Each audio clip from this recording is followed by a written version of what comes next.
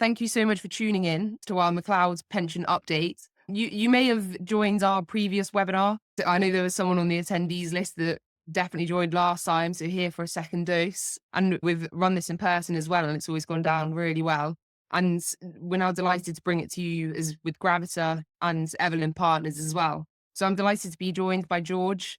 George is a chartered financial planner and, more importantly, a pension specialist. So, a little bit of housekeeping before we start as well. This session is being recorded, although you've automatically joined with your cameras and microphones off. You should have the opportunity to put questions in the Q&A box. We'll try to get to as many of these as possible at the end. Try not to be too specific with your questions. We're more than happy to follow up with one-to-ones after this webinar and offline. So over to George to give you a view of the different pension schemes and to actually talk about what is McCloud. Kick us off. Yeah, good evening, everyone. Thank you for joining. Now is probably one of the most complicated times ever to be a member of the NHS pension scheme. So we've had an awful lot of change in a short period of time. So hopefully this evening's session will be useful to help answer some of your questions. But I thought I'd start off just by giving a bit of a recap of the different scheme sections. Likelihood is you'll be in at least two of these. All new joiners will be going into the 2015 scheme, which I'll cover. But most people, if you joined pre-2008, will be in the 1995 section of the scheme. So this is a final salary pension. As part of it, there's 3 times the pension as an annual lump sum automatically built in. There's a 1/80th accrual rate. The definition of final salary is based on the best of the last 3 years. And it has a normal pension age of 60. So as we go through each of the schemes, there'll be a few things that changes with each of these, and I'll highlight the key things to be aware of. So then we've got the 2008 scheme, introduced in 2008. There was only a 2% uptake for this scheme, so it wasn't very popular. But one of the key differences between this and the 95 section is that there isn't the automatic inclusion of the lump sum. You can commute some pension for a lump sum, but it's not automatically included. The definition of final salary is slightly different, and the normal pension age is increased to 65. But what both of these schemes provide is a guaranteed income in retirement that's inflation-proofed and should continue to increase in value. So it's almost impossible to replicate these benefits in the open market. Extremely valuable, so it is important to get to grips with them. So in 2015, they introduced the 2015 section of the pension scheme. Now, this pension is a career average pension. I'm going to cover the McCloud Remedy in a moment, but this was introduced as a career average pension scheme. So everybody now is accruing 1/54th of their pensionable pay. Each of these little slivers of pension go into a pot. At the end of each year, CPI is applied plus 1.5%. And all of these little pots are added up to give you a final income in retirement. So when you're looking at a total rewards statement, somewhere near the back, there will be a section which will show you each of the years and the different slivers of pension that you've accrued. But moving forwards, although you've got your final salary scheme potentially on one side that will continue to go up as your earnings increase, you've also got the 2015 scheme where you're accruing 1/54th of your pensionable pay. This scheme has a retirement age of state pension age. So again, no longer 60 or 65, now linked to state pension, and no automatic inclusion of a lump sum, but you can commute some pension for a lump sum. So the McCloud Remedy. So this is what's been causing an awful lot of commotion over the last few years. But the good news is we are coming towards the end of this in terms of the rollout and the implementation of the remedy. So the effective period was in 31st of March 2015 to the 1st of April 22. That is the McCloud Remedy period, essentially. So what happened was they were planning to reform public sector pensions by moving everyone else final salary defined benefit schemes into career average schemes. Are still great. They still accrue very quickly, but you don't have that automatic entitlement to the tax-free cash, and you can't access the pension without reduction until state pension age. So what happened was they picked up a certain group of people and moved them across into the new scheme in 2015 based on their dates of birth. That was challenged, found to be age discrimination. So the McCloud judgment is essentially the unwinding of the discrimination that was suffered by members of the scheme. So the main legacy schemes, so what I mean by that are the 95 and the 2008 sections, are now closed. And moving forward, all the accrual will be in the 2015 section of the scheme. rather than the other two. But because the final salary link remains for the 95 and the 2008, you will still have pension input in both sections of the scheme, which is why it's important to be aware that you are members of both sections, and moving forward, you'll have to look at both of these inputs. So what actually happened was, first of all, this section or period of service from 2015 to 2022 was moved back into the previous schemes. So I've got an example of this in a moment. But as part of that, they then need to recalculate all of the annual allowance inputs as though you were in the scheme in those years. And then new service statements will be issued showing the revised figures, and you'll need to take some action by going onto the HMRC digital system. And Kelly's going to cover all of this evening, and we'll be able to take questions at the end. There will be something called the deferred choice underpin and an immediate choice for members who is at retirement. But essentially, once you reach retirement, this 7-year period, although it's going to be put back into the legacy scheme, you will be given a comparison of benefits at retirement. So these phrases will all become familiar as it will be built into the scheme rules. There is a contingent choice decisions as well. We're not going to cover that this evening because it's quite a wide-ranging topic. But if anyone had previously opted out of the scheme because of the introduction of the new scheme, and we've seen annual allowance tax charges over those years, if you've opted out or made a decision because of the McCloud remedy, potentially you can now revisit that, and in some cases, buy back service. But I'm going to hand over to Kelly, who will take you through the next part of this presentation. Yeah. George, do you just want to go through your example? But sorry. Absolutely. Yeah. So just a brief example. I've tried to keep it as simple as I can, but where we've got here, middle table, defined benefit pension scheme, we've got a member here who joined the scheme in 1992. The statement's been updated until 2015 because in 2015, they were moved into the new career average scheme and started accruing benefits over here. So they've got scheme membership of 23 years in the defined benefit scheme, and then they've got 8 years in the career average scheme. So what's happening as a result of the McCloud remedy is you've got pre-McCloud, you've got 23 years and 8 years of service. Post-McCloud, that 7-year period from 2015 to 2022 is being put back into the defined benefit final salary scheme. So you can see in the post-McCloud section, the statement's now updated until the 31st of March, 2022. And the career average has only got 1 year of service. That's reflecting the fact that change has now happened. But what should you have received? You should have had a total reward statement showing this change. So what it will show is if you're in the 95 of the 2008, it will be updated until 2022, and the new scheme will start to build up from there. But it's important to make sure that you've got that new statement showing the new figures, and you can ask for an estimate if you haven't received that already. But that should already be with everyone now. Thanks, Perfect. Kelly. Thank you, George. No worries. So now we go on to the interesting tax piece. So hopefully every year everyone's been diligent thus far, and either you or your accountant or tax advisor like myself have been doing a great job at reporting excess pension charges. But effectively, this McCloud remedy has come along and it's ripped up all of the previous tax reporting that you have done over the 7-year remedy periods, and because your pension inputs have changed. So each year in the remedy period, you could have been reporting an annual allowance tax charge or calculating how much capacity you have. But effectively, that's now kind of irrelevant because your pension figures will have changed. So this all kind of comes back to a fundamental concept of your annual allowance. And the reason you have a pension charge is because you have exceeded your maximum amount you can put into your pension pot and gets tax relief. Hopefully you will have heard of the annual allowance before, and this isn't the first time you're hearing about it. But it's not necessarily a cap on the amount you can put into your pension, and it's just the amount you can put in and obtain tax relief, which is why if you go above this, we start to talk about pension charges. So when the annual allowance was introduced in 2006, it was introduced at £250,000. Hence why it was on no one's radar. Everyone knows public service pensions are very lucrative, but I don't think anyone was used to having growth at £250,000. So it wasn't really an issue back in 2006 when it was first introduced. But in 2011-12, the £250,000 was reduced down to £50,000. Oh, sorry, £50,000. And then in 2015-16, that's when the tapering came in. So effectively, if you're a high earner, if your annual allowance could effectively be tapered down to now essentially £10,000.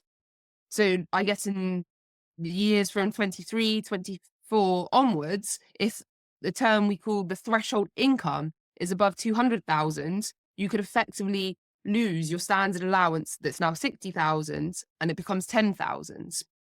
So it's really difficult if you have a public service pension because it's a defined benefit scheme. So it's hard to judge the level that's actually of your annual allowance growth. Me in the private sector, I've got a defined contribution scheme. I know for certain exactly how much is going into my pension pot each month. And therefore, it's really easy to regulate that I'm not exceeding these annual allowance caps. Another fundamental of the annual allowance is that you can, in fact, carry forward up to 3 years worth of unused allowance. So if you haven't used all of your annual allowance capacity 1 year, you could effectively carry that forward for a further 3 years. So this picture just again depicts the remedy period. So this is the 7 years kind of that you're basically been picked up and moved back into the legacy schemes. So, however, members that were closer to retirement were offered protection from being moved back. So if you were close to retirement, you will know who you are likely when you receive your statements. You actually won't really be affected by this pension rework.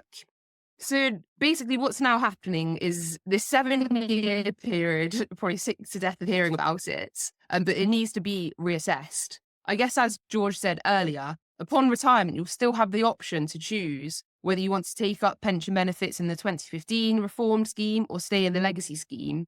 And just because we now have to re-report it as if you've gone back into the legacy scheme, upon retirement, luckily we don't have to revisit the tax aspects of this. It's just a tax reporting for now based on going back into the old legacy schemes. But luckily, when you come to retire, it doesn't have to be re-reported.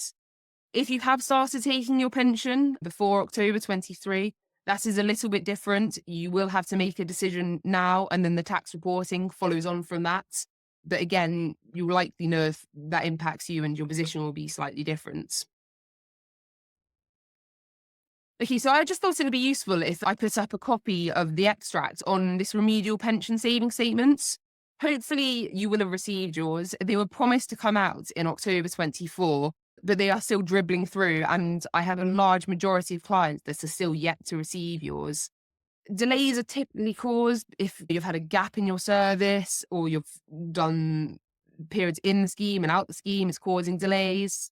We're finding some instances as well where a client will chase for their remedial pension statements, and despite them coming out and saying that chasing isn't going to speed us up, they will be emailed through a copy and it will be dated in October, but the client's never received it.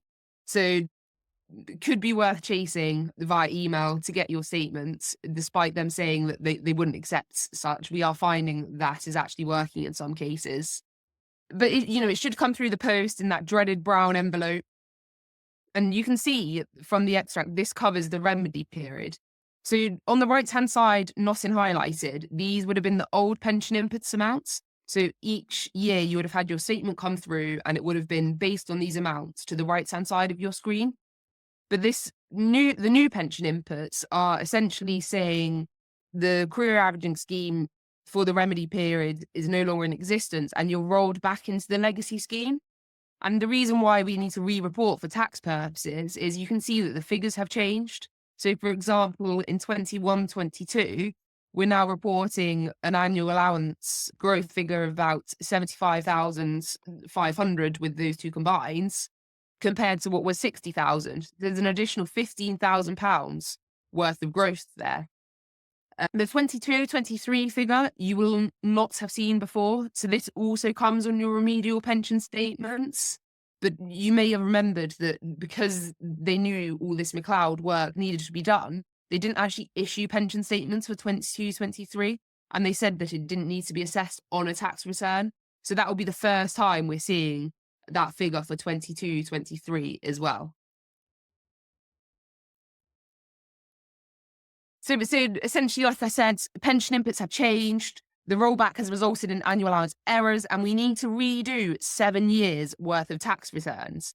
And luckily, we don't have to physically go back and submit each of those 7 years worth of tax returns. There is HMRC have set up a digital reporting tool to kind of feed this all into one large big chunk of work that essentially contains that 7 years worth of tax returns.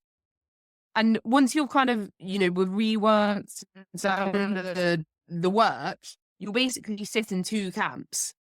You'll either have an increased tax liability based on the new figures. So we're essentially saying that your pension growth figures have now probably been increased on what they were previously.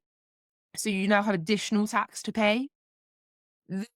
I guess the kind of good thing here is that HMRC are only going back to 1920 for underpayments of tax as a result of the recalculations. So if you underpaid for any year prior to 1819, these amounts will effectively be written off. HMRC can only go back 4 years, and they're honouring that in this pension reporting. So for any underpayments for 1920 onwards, HMRC do expect to recover, and the scheme pays applications for the years 1920 to date are still open. So if you have an increased tax liability, I guess that's something as well that George would definitely help with. What kind of is the best mechanism to think about paying that charge? George will come on to this again later, but there's kind of 3 options: pay it personally, do a scheme pays application, or you could even use a private pension if it's qualifying. But that's all something that George would be more than happy to discuss with you, what kind of is the best option for your circumstances. Alternatively, and to be honest, about 80% of, I've seen a lot of these submissions now and done a lot, about 80% of kind of clients that we're submitting for sit in this second camp and have a decreased tax liability. And this will be accounted for over the entire remedy period. So if you're due compensation or a refund, there's no 4-year cutoff. You will have that back for the entire period. So I would say definitely do the reporting, because there is thousands and thousands of pounds out there in compensation or refunds due for overpayments of previous annual allowance charges, whether you've paid it yourself previously or you've done a scheme pays application. If you don't submit, you won't get that money back. Okay, so let's talk through, hopefully now that kind of gives all the background and sets the scene. Let's talk about the process. So how do you actually go about doing this? So step 1 is receiving your remedial pension statements. We can't actually do anything without it. It's the fundamental document to start the process. I did see a very worrying statistic from HMRC saying that of the, we call them RPSS statements that have been issued, probably 40% of people are still yet to do anything with theirs. So there's a large camp of people who are yet to receive one, and then of 40% of those that have received one, they still haven't done anything. So on the screen, I've put the summary page of the RPSS statements. You'll notice it goes back to 2010, even though obviously the rollback remedy period only starts from 2015. And this is largely because of that carry forward annual allowance that I discussed earlier.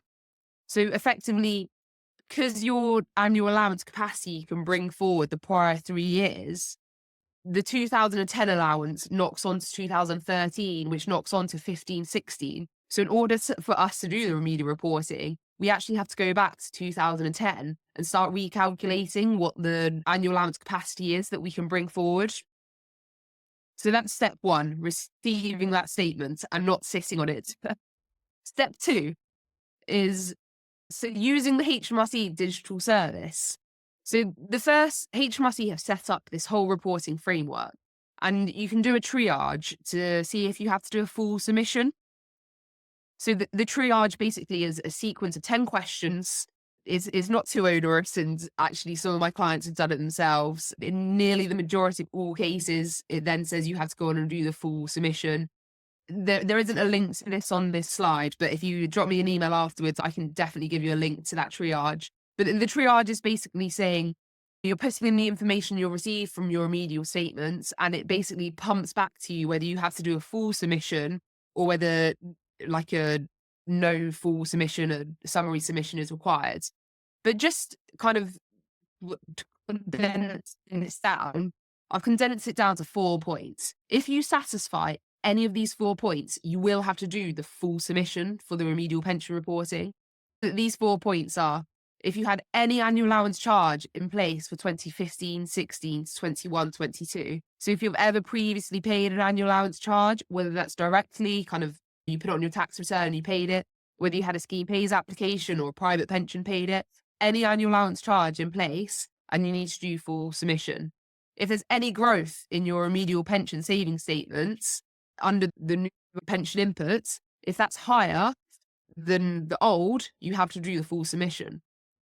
If your growth in 22-23 is above £40,000, again, you've got to do the full submission.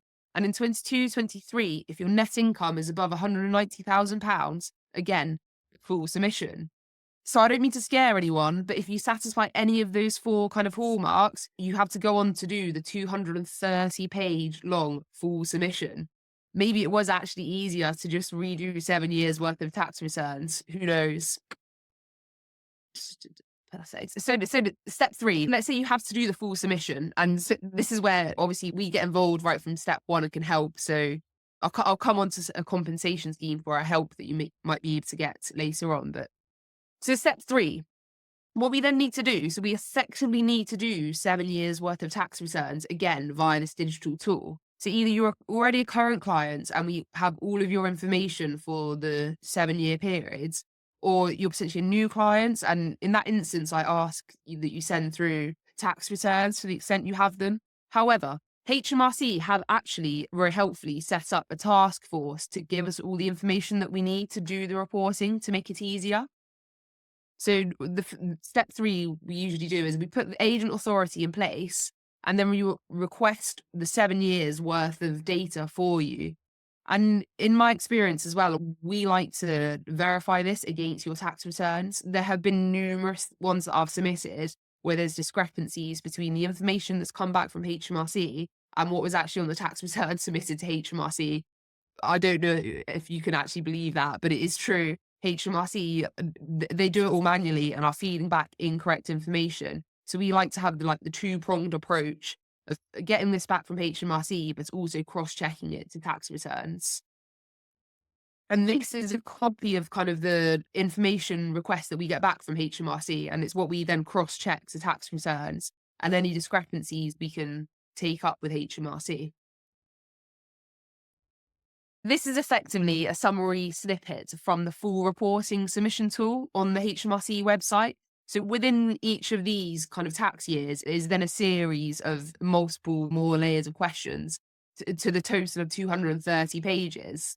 So there's lots of embedded pages in here. Some cases are more straightforward and you kind of go through, and if you have lower income, you're not into tapering, there's less to click through.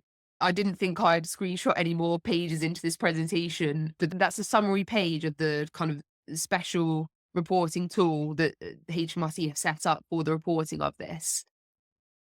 And then this is an extract of what will happen once submission has been made. So you go through, and for each year you answer all of the questions up to the 230 page long. And this will basically tell you what your outcome is. So for this individual, essentially in 1560, their tax charge didn't change. In 1617, they actually had to pay £1,311 less than what was previously reported. And they actually are due compensation and a refund for all of the tax years up to 21-22.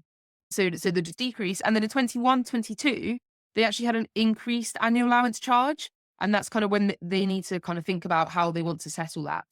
For 22-23, you'll see again that it says increase. It's a bit misleading because it isn't really an increase because it was never previously assessed. So I always like to kind of group them before 22-23 and work out the change. And then 22-23 is kind of a new one.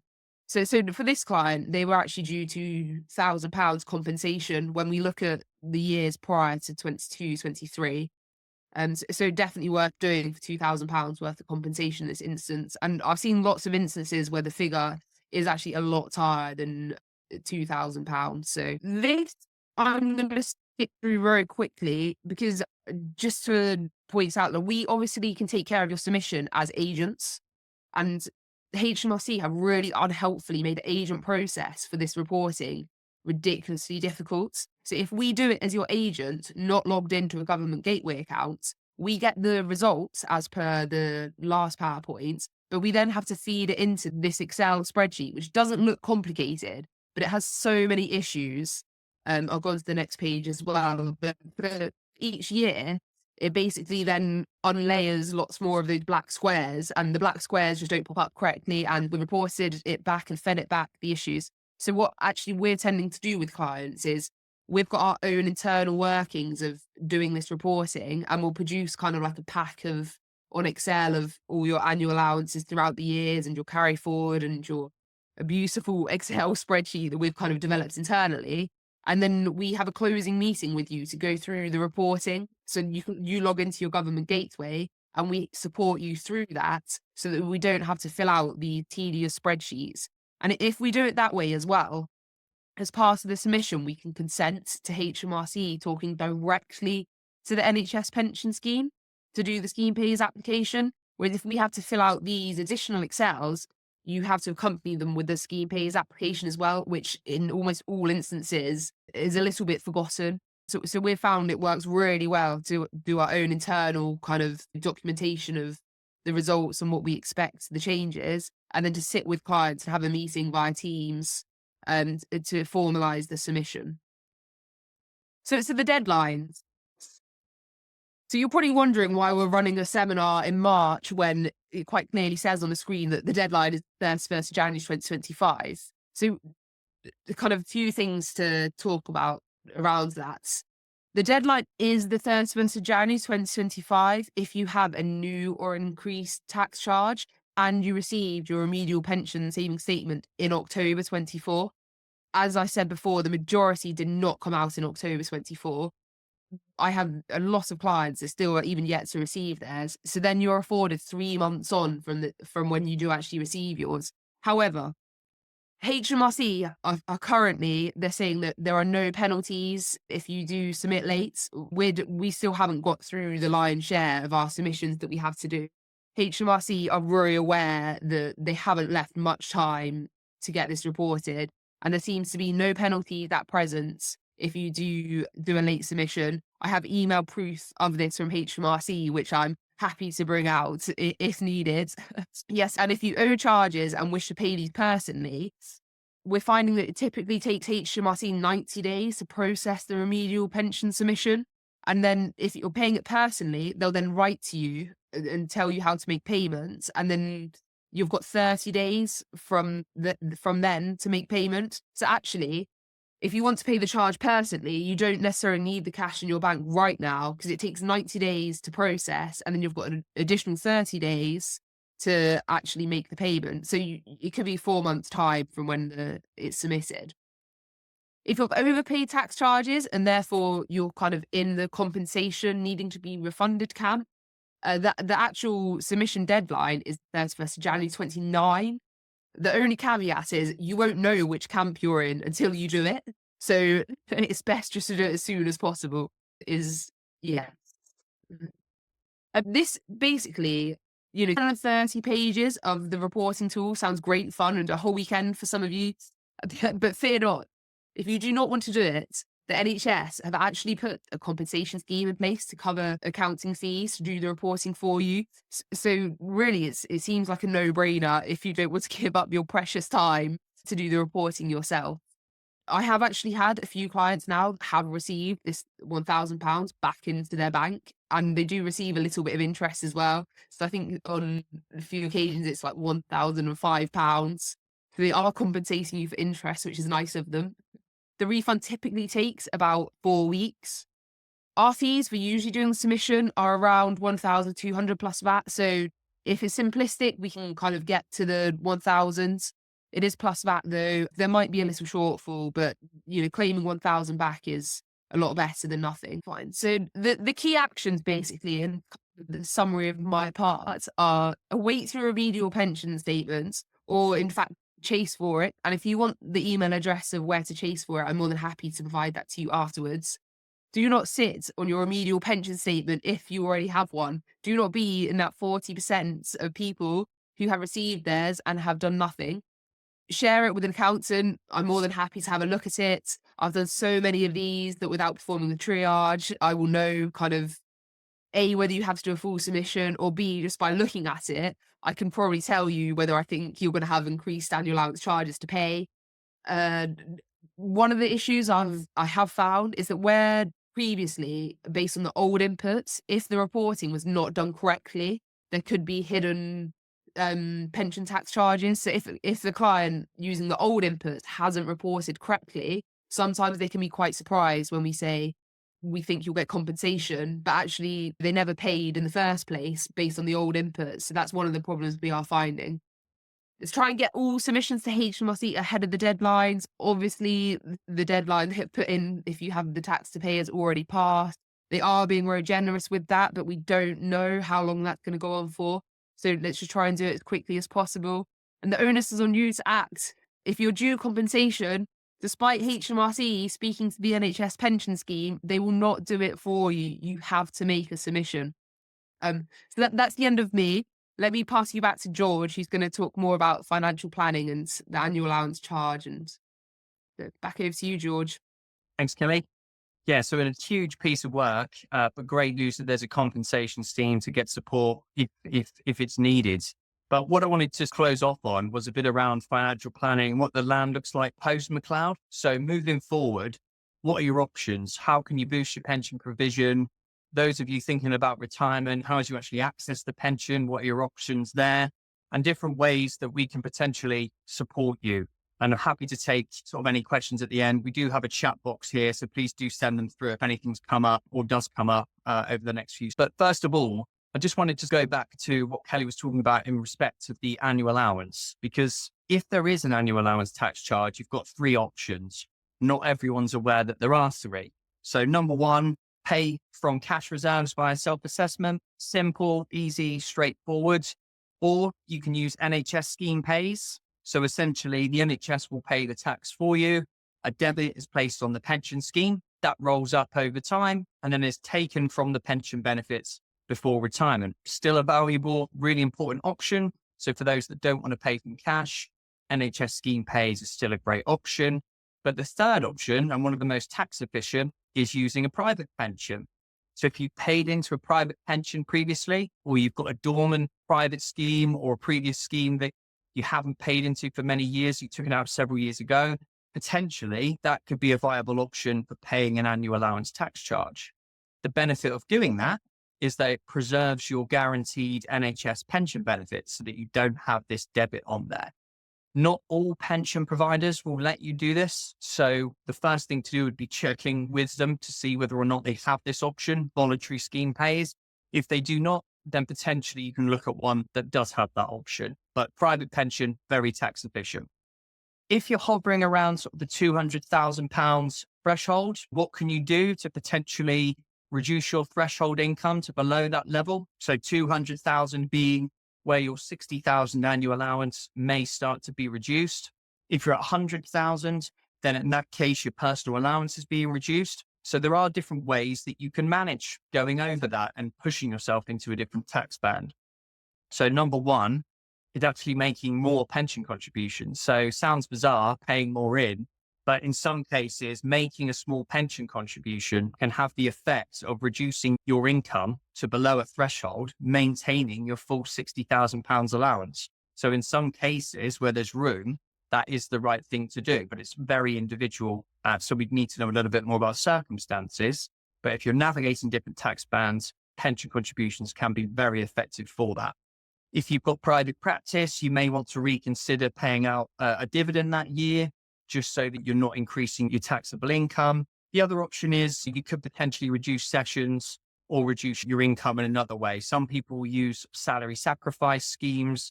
They can be very tax efficient as well, but it's all very individual. So it's about understanding your broader circumstances before recommending a route forward in this case. But just to cover this one off, if you do have a private pension, definitely worth looking to see whether that could be used in the future. Because it's very tax efficient. So post-McCloud, what does it look like? So everyone now is going into the career average scheme. The annual allowance is much more straightforward to calculate, which is positive, but just remember that you've still got the final salary link in the background. So as you're moving through the consultant pay thresholds or receiving pay increases, you will still see some pension input on the 95 section of the scheme or the 2008 as well. But all new joiners will go into the career average scheme. The retirement age is linked to state pension age. So it will be state pension rather than 60 or 65. I just wanted to cover off the deferred choice underpin. So essentially at retirement, you'll have the option of where you want this 7-year period from 2015 to 2022 to sit. And they'll give you a comparison of benefits when you choose to take your pension.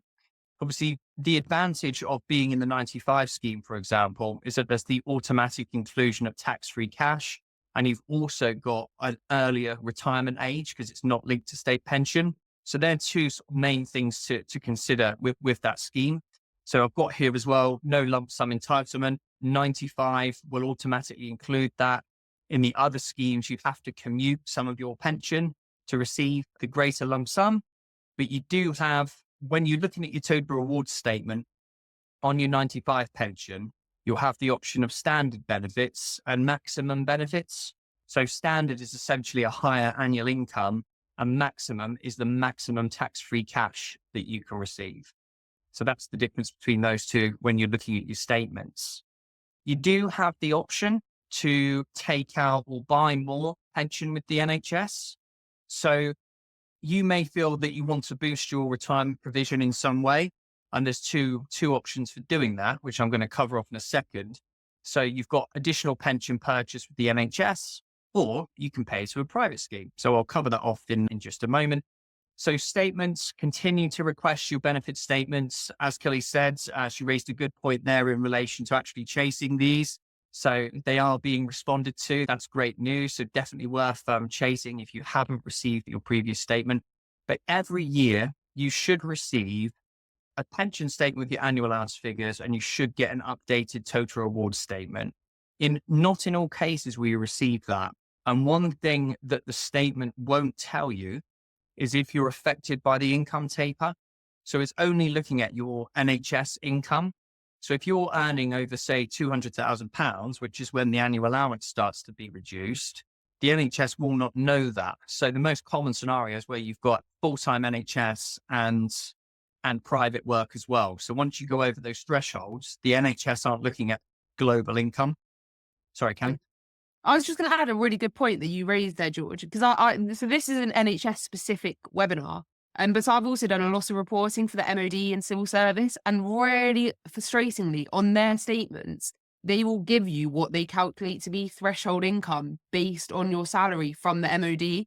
And it's in almost all instances, if you have any other income it's just completely wrong. And I've had lots of clients that have previously been reporting based just on their salary from the MOD, because in the statements, it's called the threshold income, and it just isn't. So really good point. And the MOD statements are worse than the NHS for making that error. Yeah, because we get that question all the time, because you'll look at a statement that will say, oh, I've got £60,000 annual allowance. And then you actually dig a little bit deep. And if it's other form of income, might be investment portfolio income, it might be private practice income, but it's all of that goes into your total income calculation, which is what the statement won't be looking at. So really important to keep an eye out for that. And I've got just a bit about contingent decisions at the bottom.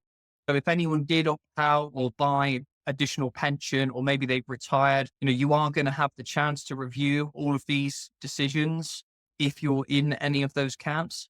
But it's just to highlight that is an option, because some people may have opted out, may still be opted out, and don't realize that this is something that they can now go back and revisit.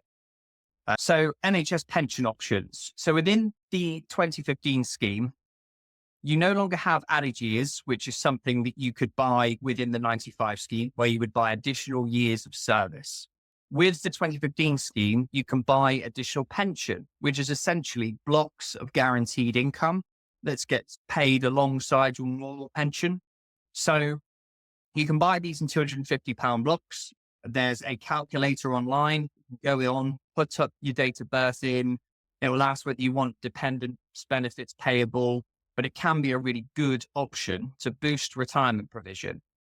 The potential downside is that it's linked to state pension age. So if you want to access it sooner, potentially then there will be a reduction to the pension for taking it earlier, but still guaranteed should go up in value. So when comparing that with a private pension you can pay into, what you pay in is what you pay in. So it's much easier to control the level of contribution.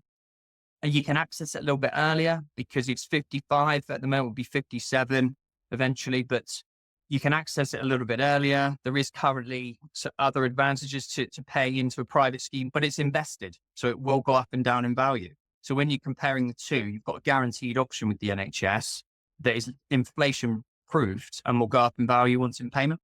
Counter the fact that they've introduced or increased the retirement age on the scheme under the 2015 section. They've introduced something called ERBO, which stands for the Early Retirement Reduction Buyout, which rolls off the tongue. So this contract essentially is you can reduce the retirement age on the scheme. So if you've got a state pension age of 67, you can pay into this contract to reduce the retirement age on that sliver of pension until 65.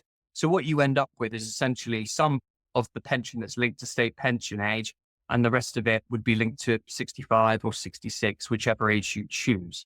So that is deducted from salary, these contributions. But you can buy more pension with the NHS, and that's guaranteed, and you can reduce the retirement age, but each of these things have to be paid into. So let's say you're thinking of retirement. How do you actually access the NHS pension? So there's two ways that you can do that now, which is brilliant because there used to be one and it could be seen as unfavorable. But the first option, and it still exists, is retire return. That was essentially giving up your contract, retiring, have a 24-hour break, and then you go back on a new contract and your pension's now in payment. The downside of doing that before was that you couldn't pay any more into the pension scheme. So a lot of people maybe had a normal retirement date of 60, but they delayed taking their NHS pension because they didn't want to have to retire and give up their contract and not be able to pay any more into the pension if they wanted to continue to work. So thankfully, that's now changed and they've introduced partial retirement. So under this option, you can draw your 95 pension at normal retirement age. So take it at 60, for example, you can then pay more in to the 2015 scheme if you continue to work. The only caveat to that is you have to reduce your pensionable pay by 10%. So if you're working full time, say 10 session contracts, for example, you would have to drop to 9, make 9 pensionable for 1 year to be eligible for that. But now you've got much more flexibility because you can draw that pension in full, carry on working at a rate that's you're happy with, and pay more into the 2015 scheme if you want to. So you've got the best of both there. Most trusts are pretty good at administering this now, but it's just about negotiating that job plan to make sure it works for you. And there's a form that you complete to get that request in, but much more flexibility on the scheme. Yeah, so I thought it'd be useful just to give you a little bit about how we work with people to develop a financial plan. So it's all about understanding you, getting to the bottom of what's important to you, because you're all members of this fantastic pension scheme, which will underpin retirement, which is absolutely fantastic. And they're almost impossible to replicate on the open market, but everyone's individual circumstances are different. So a decision that you make may be different to a colleague's because objective, priorities, income and expenditure will be different. So for us, it's getting to the bottom of what's important to you and making sure that you're making decisions with your pension and other assets that are suitable for you, your family and your circumstances. So once we've gathered information that we need, we've done the research, we would then be coming back to you with some recommendations. If you are happy to proceed on that basis, we would then implement those recommendations. And the most important thing about a financial plan is reviewing it on an annual basis. So we would then have our review meeting. We would talk about what has happened for you in the last 12 months. Has anything changed? Do we need to adjust anything at this time? But importantly, what's changed globally? So what's happened with investment markets? What's happened with tax rates? What allowances are you using or haven't used? And then coming to you proactively with recommendations about how you can be more tax efficient and how you can build for the future. But the review is the most important element of the plan so that we can make sure that we are targeting key objectives for you and then adjusting to any changes in circumstance and being proactive and coming to you with solutions. I wanted to give an example of a cash flow tool. So this is probably one of the most powerful things that we have available to us. So cash flow planning is essentially an interactive tool where we can forecast over the next 20, 30, 40 years. Say, if this is where I am now, this is where I want to be, and what do I need to do to get there? So one of the main questions that we use this tool to answer is, do I have enough to retire? So we would put in current age, income, expenditure. We'd make some assumptions in the background around inflation. And then this would paint a picture so that we can bring those numbers to life and we can start to make this so you've got something tangible. So what we'll be doing here is inputting all of the different assets, a base level of expenditure, and looking at, if I do nothing, what does the future look like? And if there needs to be some action taken, we can then look at different ways in which the objectives can be met. But we use this all the time. People that are thinking, can I make gifts? How long is my money going to last? What happens if the market drops? But all of these scenarios, they need to be individually tailored to what's important to you so that we are showing potentially what your future could look like. But we take a lot of time to get to the bottom of the pension issues and trying to understand what happens if I make this choice or that choice. This is what brings it to life and makes it a bit more real around your own circumstances, because it's just one piece of the puzzle, and it's how that pension is used to then sustain your lifestyle for as long as possible with other assets as well. Next slide, please. So as I say, there's lots of key questions that can be answered with cash flow planning or through financial planning. But I think for us, it's just getting to the bottom of what's important to you and understanding individual circumstances. Same scheme, different circumstances. So we need to make sure that we understand your wider position so that we can advise you appropriately. But I've broken this down just to show some of the key questions that we often come into contact with. So for those that are maybe closer to retirement, maybe 50 or older, we would be looking at, what will my pension be at different ages? We could potentially model those scenarios to look at, if I want to retire at 55 and 58, what will my pension be on different retirement dates? What happens if I reduce hours? That's another common question that we get quite a lot. Will I have enough to retire? We can look at that with things like cash flow planning, the minimum or maximum option. So just going back to earlier, I mentioned on your total reward statement where you've got your standard benefits and your maximum option. So that we'd just be having a discussion around that. The deferred choice underpin is one that's going to become a lot more common once the McCloud remedy has been fully implemented. And then for those building towards their retirement, you may want to boost your pension and you want to maybe have a discussion about how you can do that. If you've got a limited company, you could potentially make pension contributions from the company as well. So there's lots of things that you can do. It's just really getting to the bottom of what's important to you. Sometimes no action and sometimes lots of different actions. It's all about finding where you sit on the complexity scale and then coming up with solutions that will be suitable for you so that you can consider them for you and your family. And I think that is bringing us.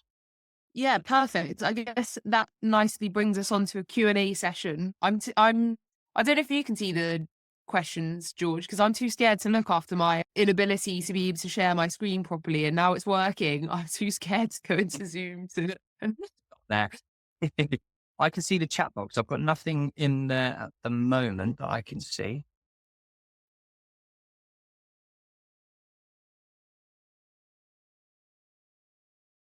Okay.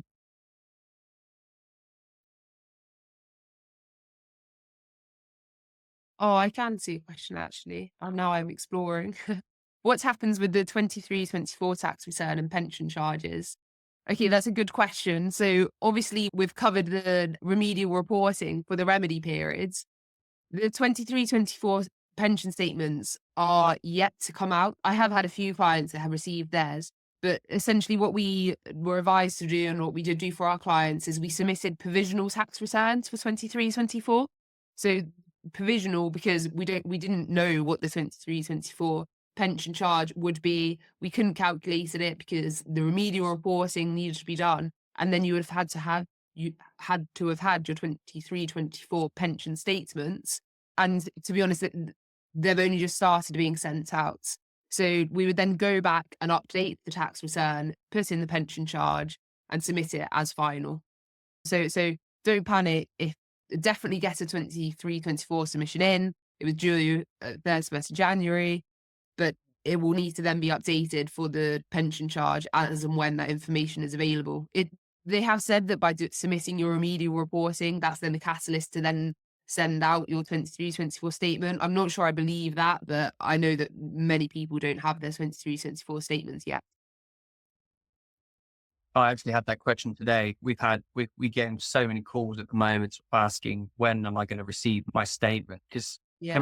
I think the new deadline was supposed to be the end of February, but it's not. A lot of people now are entering March and we're still waiting for them. So it's definitely not uncommon if you don't have your statement yet. Yeah, fine. I noticed we've got a participant with their hand up. I don't know if they can write a question in the chat box if they're able to. I've got another question here as well about the 2020 tax charge. I think this is referring to the fact that, so people may recall that in 2019-2020, COVID had just kicked off and they were wanting clinicians to do lots of extra work. Yeah, extra work brings about extra pension tax charges as your salaries increase. And so what the NHS effectively said is that they would provide compensation for that year. So if you did have an annual allowance charge and you were a clinician, you could apply for compensation whereby you're put in a scheme pays application, but when you come to draw your pension, the NHS would then compensate you for that. So effectively you didn't have to pay the charge.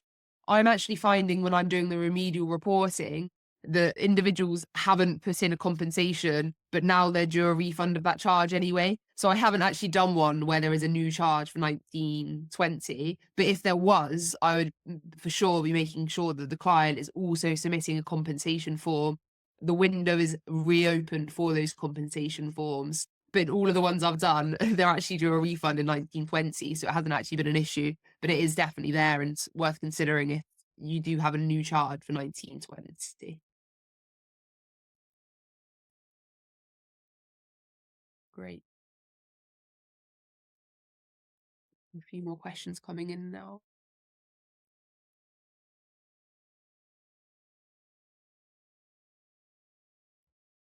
Yeah, thanks, Paul. I can see you, Justin. I can see your question. You haven't received your remedial statements. You'll have to wait. Should I? Yeah, we can definitely have. Give me an email. I think the QR code is on the screen to scan, and I can definitely give you an email address to start chasing for your remedial pension statements. We can't do any reporting yet without it, but we can get things in place so that when you do receive it, it's quicker. Fine. Yeah. And just to follow on from that as well, if you're quite comfortable with sort of the retirement that are hoping for, if you want to go into any more detail around broader circumstances, happy to answer questions on that as well. I can see the question here just in relation to the public sector pension as a teacher. So not received a statement. So it's a lot of the same principles apply with this legislation. So the rollback, the new statements being issued.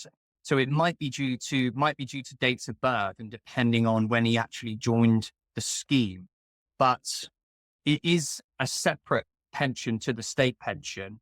So there should be, with the teacher scheme, there should be the option to obtain online access. A lot of their stuff's actually driven online and they try and get to go to the portal. So a good starting point might be to try and get access to that portal so that he can maybe log in and have a look and see what the statement is. Yeah, so 2009 to 2019 will definitely be impacted by this. So we'll definitely have service across both of those years. The statement may be on the portal. If it isn't, then I would definitely contact the teacher scheme to request it because I would have expected, I've seen a few teacher statements already, so that I would have expected that to be out by now. But each of the schemes has a different set of deadlines and slight different nuances within the rules. So it might be slightly different for the teacher scheme, but I have actually seen, I was looking at one today. So they've definitely been issued. So it'd be worth chasing that. Yeah. Great. That looks like the end of all the questions, and it's also a minute to 7, so perfect timing. We'll go, but obviously, as we said, the QR code should be on the screen that will have mine and George's contact details on. Please reach out if you have any questions. Yeah, we're more than happy to pick it up offline, and hopefully we can help if you're needing to do a remedial submission or want to talk to George from a financial planning aspect. And yeah, thank you very much for joining us. Thank you for your time. Bye bye.